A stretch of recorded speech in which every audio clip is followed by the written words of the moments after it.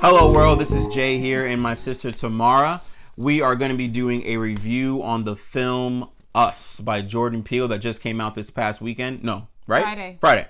Same thing, past weekend. So, yeah, I'm going to be doing this on a regular basis. I'll be doing more for Netflix shows, regular shows, films, whatever comes up that I'm interested in. You know what I was going to say?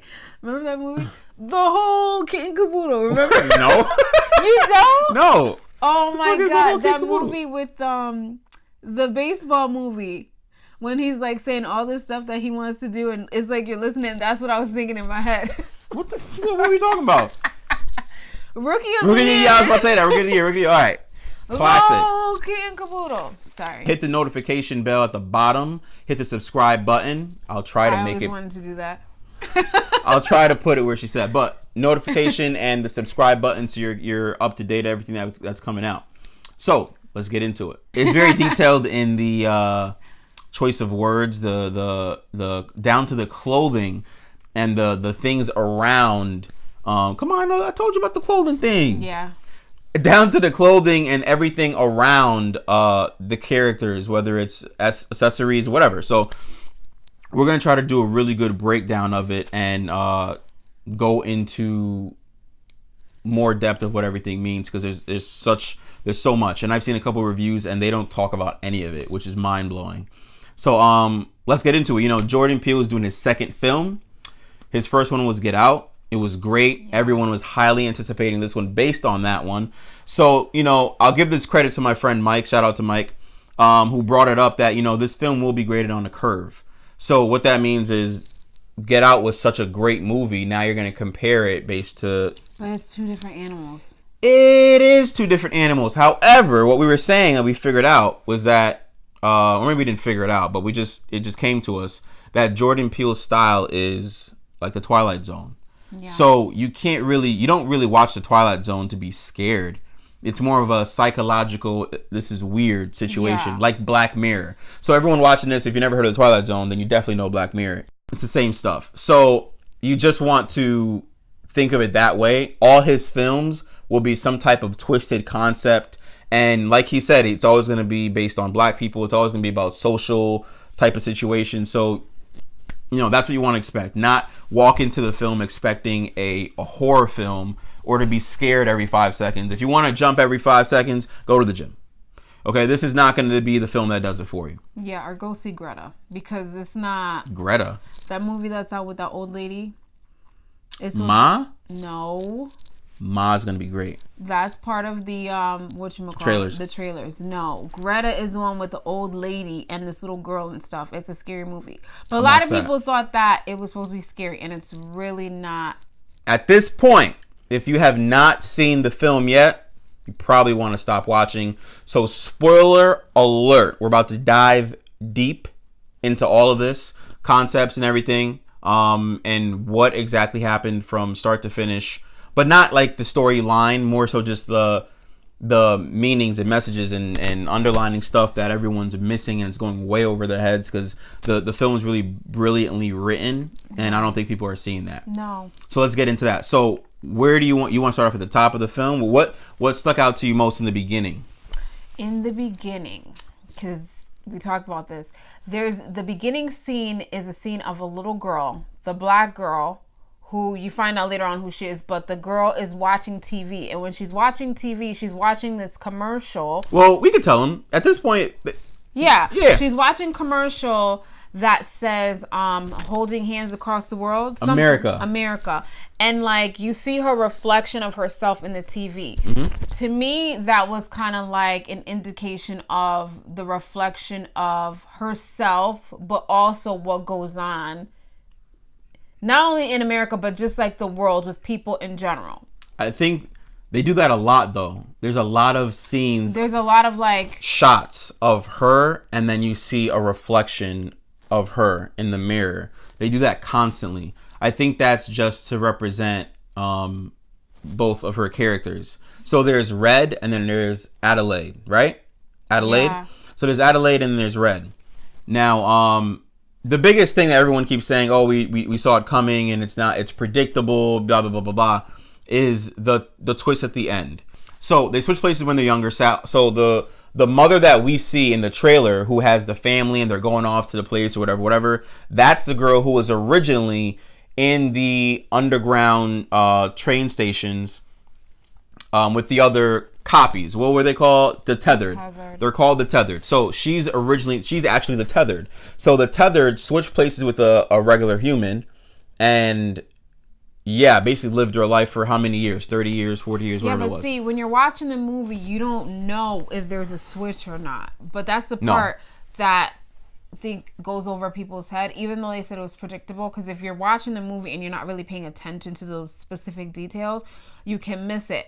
Because in the beginning, it doesn't really tell you that she switches. It's more towards the middle and the end of the movie that you realize, oh my goodness, there's a switch that happened here. Because throughout the movie, we're just thinking like, oh my God, this happened to this little girl. She got taken, or she was in like this little, it was like a circus thing, like a room of mirrors or whatever. And from House of Mirrors. And from that, she was like psychologically never the same into adulthood, where she feared going back to this place where she never thought she would go back again. But it just so happens that her family went back there for vacation. But why did they choose there specifically? I mean, if you got a vacation home somewhere, you're going to take the kids on vacation there. Yeah, I guess so. You know what I mean? So they went down there, so she was down to go. But I guess to her, it was like, we can go, but I ain't going to that beach. And then he brought up, we're going to the beach. And for me, I don't think my brother realizes, but I thought like, I won't say from the beginning I thought there was something off with her, but I did think that there was something off, because I'm like, well, why doesn't she want to go back to this beach? And then as the movie's progressing, I'm like, oh, it's that beach that she got, lost at and all this other stuff. But as you watch the movie, I'm like, maybe she didn't want to go back there because of who she really is. And she figures like, if I go back here, they're going to find out who I am and take me back to that place. Well, that's the part everyone's saying is predictable. I don't think so. I don't think so either. I don't think watching the film, I immediately saw that they switched place. I didn't see that. I didn't really see that. You can assume that, but that is not a clear indication like, yes, this is for sure what happened. There's little tidbits throughout the movie that make you think that, but ultimately it's not like, oh yeah, it's definite. So it kind of goes back and forth a little bit, but again, I don't feel like that's not the essence of the story. Because to be honest, I can't think of a movie right now, but that stuff's been done before. That's not the difference about the film. The difference about the film is all the underlining stuff and the actual meaning. So let's go into the title. Okay. Let's talk about the title. So here's what I thought originally. Actually, you probably explain this better than I do. But based off the commercial, what did you think the movie was? Like, that would have been predictable if the movie was this. I thought initially, before we even saw it and we knew this was coming out, we're like, oh, Jordan Peele, he's got another movie. Right. I thought it was going to be a play on African Americans with the struggles we have against ourselves. Like, you know how we always want to blame like the white man for doing this to us and that and the third, and why we don't progress, and right. They're holding us back. So I thought it was going to be a play on, hey, us versus, like, because they were duplicates, it's going to be me versus myself, because I'm stopping myself from moving forward. Succeeding because, or something like that. Like, I've got my own demons, I've got my own issues, and I'm trying to put it off on somebody else, when in reality, it's me that's stopping me from progressing. That's what I thought it was about. I thought that's what he was doing. I thought the us was somehow like our inner demons, our inner something that was going to be back to get us, or something in that sense. I thought that's where he was going with it, because from what I remember after he did Get Out, he said everything would be a social thing, social related type stories, and always based on black people, always black leads, always. So I'm thinking, if it's going to be based on black people, it has to be something like that. You know what I mean? That's why I took it that way. Not even close. Not even close. The fact that there's not only one family that was tethered or had the all red, that was probably one of the biggest shocks. I didn't see that coming at all. Yeah, no. In the commercial, they only show you the black family. They don't tell you that it's literally the entire nation of America that is tethered that has a copy of themselves. So what did you think us meant? Oh, the same thing I did, basically. When I first saw this trailer, yeah. Yeah. It's the same exact concept I thought the film was going to be based on. Mm-hmm. But going into what the us means, the us title literally has so many double meanings. One of them is it's the story of us, which is Adelaide and Red. So you're watching the journey of Adelaide and Red. It's us. Even in one of the movie posters, it's a ink blot or inkwell or whatever of Adelaide's face and Red's face, and it says us. Okay, so that is us. It's the movie about us, right? Yeah. Another one is us stands for United States. Now, this is the message I was looking for throughout the entire film, which I feel like this is the reason why I didn't notice the switch happening at the end. I wasn't really concerned about that. I was more so looking at what does this movie really mean, or what is he really trying to tell us? So, United States, there's a point in the movie where they're in the cabin or whatever, and they have the full families reflecting each other, and then they ask them, who are you? And she replies, Americans. Yeah. Here's the thing. She says Americans with a smile. She is American because she is the real girl. Yeah. So she's like, we're Americans, right? Mm-hmm. And almost sinister, like. Very sinister every single time. I wish I had some scissors so I could do the laugh. Right? But it's very sinister. But she does say we're Americans. And you have to think the first thing that the movie shows you after published by, produced by, whatever, all that stuff does, it gives you a little dialogue, which is telling you that there were abandoned train stations in America that were abandoned and no one talked about. But like a lot of underground things that no one ever goes to. Underground railroads, yeah. Basically what it said. So that stuck out to me and I held on to it throughout the whole film. So now you have these tethered people underground, right? And they're basically, they have no freedom. They're kind of enslaved down there and they can't do anything. They're feeding off rabbits live. They're not cooking them or anything. So they're eating rabbits live. They're enslaved. They can't move. They can't do anything because they're basically chained, which is what tethered means, right? Is that what the meanings of tethered? Chained or locked onto to their original copies, right? They're tethered to those people and they can't do anything about it, or they didn't know that they can do anything about it. So that was one of my points. Damn, beat you to it. so they can't do anything about it, and this woman Adelaide, who is the original, she's not a tethered. She's someone who has a tethered copy to her. Is down there for how many years, and they see her and they recognize her as someone who is different and special, but it's because she's literally the only one that's not a tethered. She's the one who has someone tethered, and they see her as unique, and she leads the charge of basically the rise of all of these tethered people from the Underground Railroad. So she literally leads a bunch of slaves. She frees them from the Underground Railroad. And United States, America, I made that type of connection there. Yeah, but see, when she's talking and she's like, once upon a time, because she tries to tell the story of what happened to her so that she can make the connection with Red, like she says to her, tether yourself to the table, kind of like, now you tie yourself to the table and you like shackle yourself up, like I've been shackled up this whole entire time. Exactly. So right there, more slavery stuff. At that point in the movie, it was a clear indication that this was way more than about, some girl and some, like, what I'm trying to say, like somebody trying to, like a family that's a duplicate of you that's trying to hurt you or make you suffer. It was vengeance. Right. So it right there at that point when she said Americans, I was like, yo, this movie is way beyond what the trailer is saying and what I've heard from other people. Because people were like, oh, like I said, it was predictable. It wasn't scary. But if you're not really paying attention, you're going to miss it. Yeah, and the other thing is she said tether herself to the table or whatever.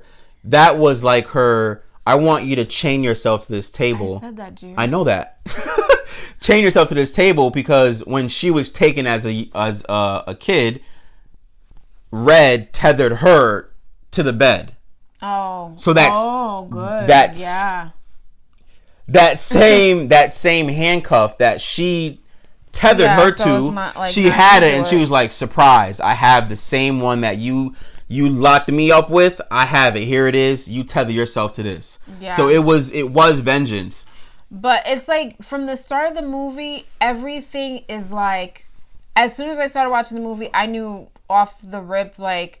What I thought in the commercial was not what it was. There's the opening scene where you see a whole bunch of cages and bunnies. Mm-hmm. And I was like, what is the meaning of these rabbits? So I said to my brother, I'm like, the rabbits, I think, especially because everything is like duplicated, especially the people. I'm like, they use rabbits as lab rats, just like they use rats. They use bunnies, and like bunnies usually replicate and duplicate, and this is what these people that were underground were doing. And so I'm like, this is the connection with the bunnies and stuff, because I was like, the bunnies are important, but what is the point of all these damn rabbits? To clarify, I can't say damn. I think you're fine with damn. Oh. To clarify, the rabbits, first of all, rabbits, they get it going and then they multiply very quickly with, having babies and stuff.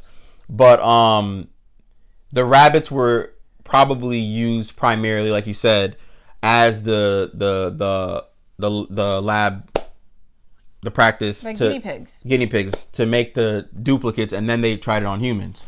At some point when she's telling us a story about that stuff, she said that the point and the reason of the tethered people was to try and control the humans above, right? And somehow they failed at doing that, and it seemed like the humans above were actually just controlling the tether the whole time, and that's why they failed, and they just abandoned ship. They left all the tethered people there to fend for themselves, and they were basically lost, and they got crazy and enraged, and they just were down there angry with no real guidance or nothing to do until they made the switcheroo. You have to think about it like society now, everything is control. They try to control us without us really knowing. So I feel like this film kind of touched on that a little bit. And if like also part of US. Yeah, and if you say like, they left them down there to kind of like fend for themselves and think about all the tethered people, when you see them, when they show them the tethered people, when you see it towards the end where they're like trying to break down who they are and stuff, it's kind of like they almost have mental health issues. And we know now mental health is such a huge thing. So all these people are down there, they leave them down there. They're like lab rats and they don't even really care. So it's like you have to think about the United States trying to control us through social media, technology. There's a thing on there called, what was it? Ophelia. There's a scene which is really Alexa. Yeah. Well, I don't want to say that because I don't know if we can say that. But the mom says, Ophelia, call 911. And they said, F the police. They play the song. They play the song NWA. To me, what I interpreted as that, because we had two different opinions, I interpreted it as that's the way the tethered people were controlling them now, because now that they're free and they're out, they're like, no, now we're taking control. We're not calling the police because you can't get the police. And that's how there's a quote that, not a quote, but a Bible scripture that pops up constantly throughout the movie. Before you get to that, before you get to the 11:11, back to the Ophelia. You said that you thought it was them doing it. I personally don't think that. I don't think that the tethered are capable of doing that. I don't think they could do that. I think that it was Jordan Peele just kind of throwing another sign, another message. Maybe of a dig, like doot, doot. Another dig of like the control that the United States has, or not United States, it's just the control that they're trying to have over people, which was the point of the tethered, was trying to control people. And everyone says how, Alexa's watching everything, he's doing this, doing that, and it's more of the whole controlling thing, and her trying to call for help, and it got the wrong request and did something else entirely different. I don't think so, because she was very clear, even though she was like dying, yeah, but I can speak to my phone and say something extremely clear, and it does something else entirely. I guess so, but for me, I thought it was her trying. I think it was a dig. It was just kind of like, nah, we're not calling the police. So with the whole Jeremiah 11:11 thing, this is what it means, because I was like, what does this thing mean? Like, what does it mean? So it means, therefore, thus said the Lord, behold, I will bring evil on them, which they should not be able to escape. And though they shall cry to me, I will not listen to them. So I said this. I think that means that think about our world now. It's total chaos.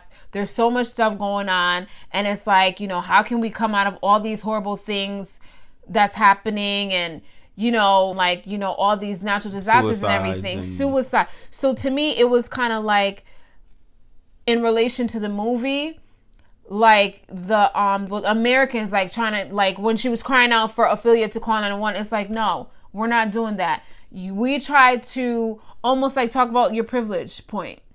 We didn't even say that yet. Yeah. So it's like they feel like, oh my God, well, we need your help now. And it's like, no, I'm not going to help you because guess what? When you were able to get certain things and have certain things, you didn't pay attention. Now that you need me. Now that you need me, I'm not going to be here for you because now you've created all this chaos. So now you fix your mess. Perfect segue. So I think the main point of the film is privilege versus the unprivileged. So the point of the switch, this is what I mean when everyone says that, oh, it's so predictable. Yeah. Okay, yeah, maybe it was. Meaning behind the switch. Right. Maybe it was predictable that they switched places, but the point of them switching places is for you to understand that the privilege that one had versus the privilege that one lost. Right? So one being Adelaide and then Red. Red is the one who was the tethered, and then Adelaide is the original person. Adelaide is the one that comes up from the ground and brings the army with her. I think it's Adelaide. Red is the one that brings the No, I'm saying Adelaide. You said Adelaide. No, I didn't. I said, Adelaide. I think Adelaide. I'm just whatever. Adelaide or Adelaide? I think it's Adelaide. It's Adelaide with a D. Okay. Adelaide. Right. So Red and Adelaide, right? Red is underground and Adelaide is no. Adelaide is underground and Red is up here, right? So you're fucking messing me up. So Adelaide is down here, leads the charge of all the people, and Red is up top. Now, Adelaide had a family. She had her father, even though he was drunk, her father winning her teddy bears the Michael Jackson shirt and playing games for her. She had a mother with her. She had everything, right? That's why also when they first meet, Adelaide brings up, she said, one girl grew up and she had nice gifts and nice things for Christmas. And then the other girl had sharp things that would hurt her and cut her. Yeah. And then she would say, one girl had warm food and when she was hungry to feed her stomach. And the other girl had only live rabbits to eat and all this stuff. So comparing the two lives, and it's like she's telling those stories like you had all this warm food and all this stuff. Those are things that she was supposed to have. But it got taken from her. You know what I mean? Which is another point of, I'll get to that in a sec, but it got taken from her. So it's like, you take these two people, if you wouldn't have known that was taken from her and she came up like that, you would have just thought she was just like the rest of them. So that brings up the point of who was good and who was bad. Right. Who was good and who was bad. That's the discussion everyone should be having, not if the movie's scary or not. The point of the movie is the privilege versus the unprivileged and who was really right and who's really wrong. Is it really wrong for Red to free herself as a slave to come out and have a better life for herself? Or is it wrong for Adelaide to get free from her life that was stolen from her and see all these slaves with her who also don't have a life and say, let's go out there and take a life back? It's kind of like revolution. It's like, all right. It was a revolution. I don't think, but for me, hence the holding the hands across America. Yeah.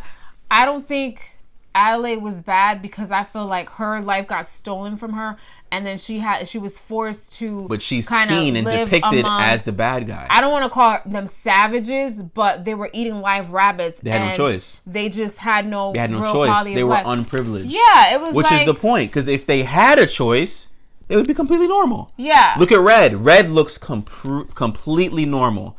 Nothing looks wrong with her at all.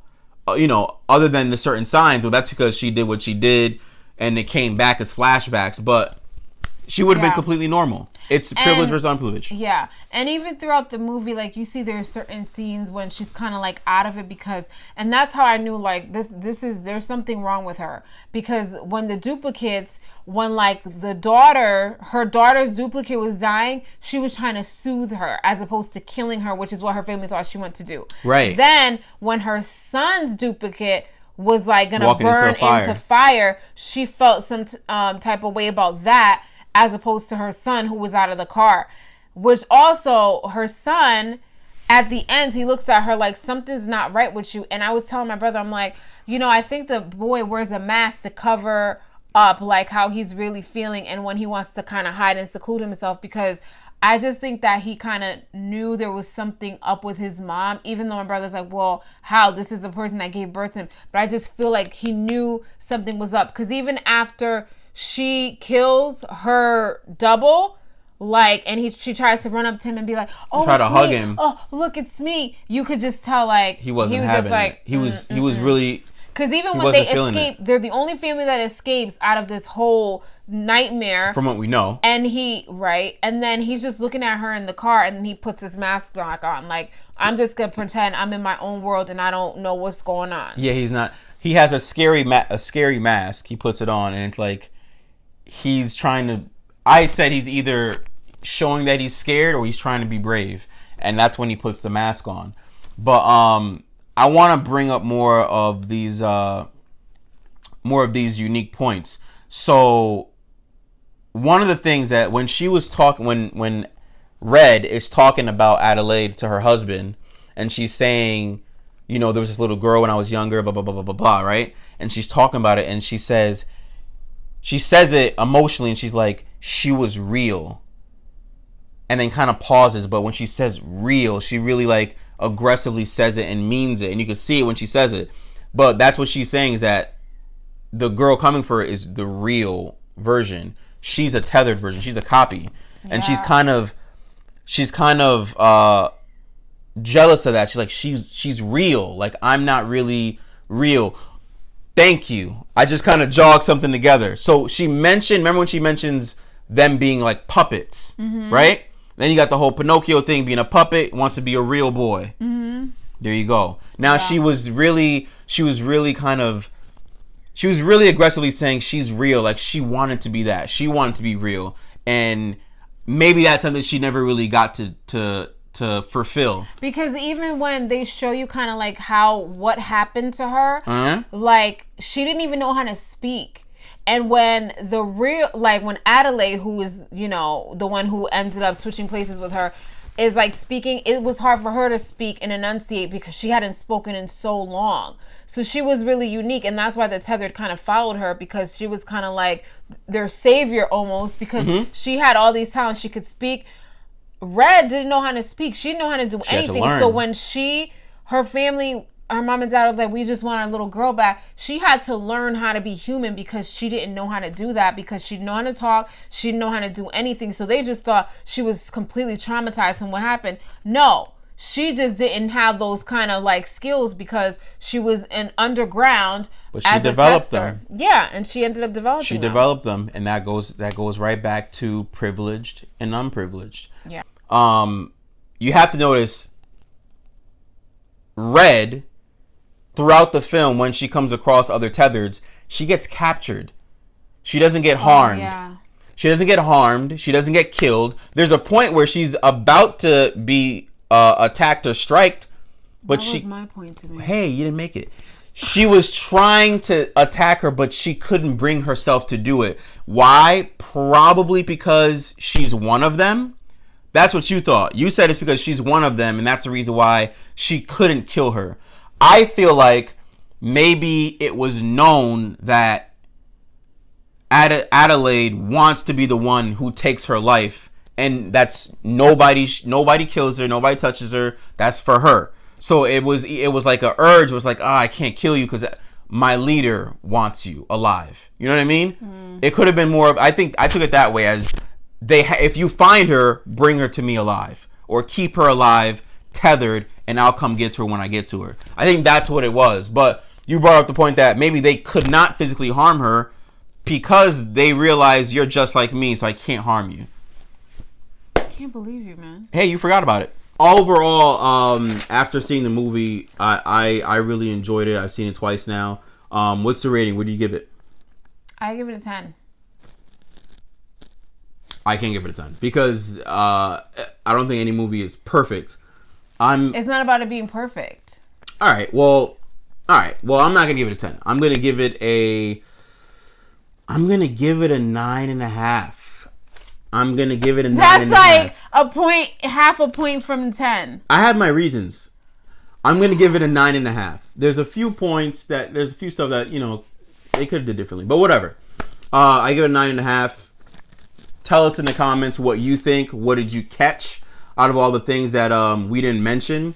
There's a couple of things that we didn't mention, but like the girl's shirt saying THO, which means rabbit in Vietnamese or whatever. There's a lot of stuff in there. The movies in the beginning of the film. There's a lot of stuff. So tell us what you found out, what you saw, what you noticed. Put it in the comments. Tell us your thoughts. Give us your ratings. I thought it meant though.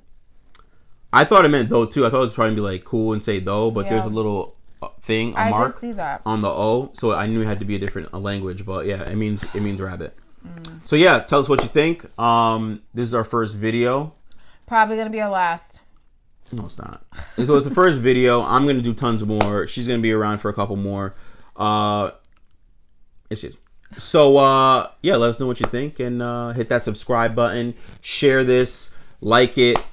Let us know what you think about the film and your thoughts and everything that you found out. And then we'll see you next time. Hey, that's what I was going to say.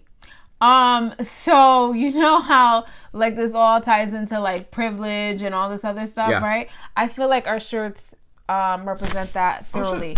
Know your worth, right? Because of the privilege and knowing what you can be able to hey, that's you're look at I know that. Thank you. I brought it all the way home. Tie it in. Peace. If you are more choosing peace, we won't have Jeremiah that quote, because it all comes down to I'm not gonna help you because you guys pretty much screwed yourselves. Pretty much. Yeah, hey, if you want to buy this shirt, I'm going to put the link in there. Wow. It's one of my nice plug. It's one of my models, along with some other stuff that I probably can't wear on YouTube.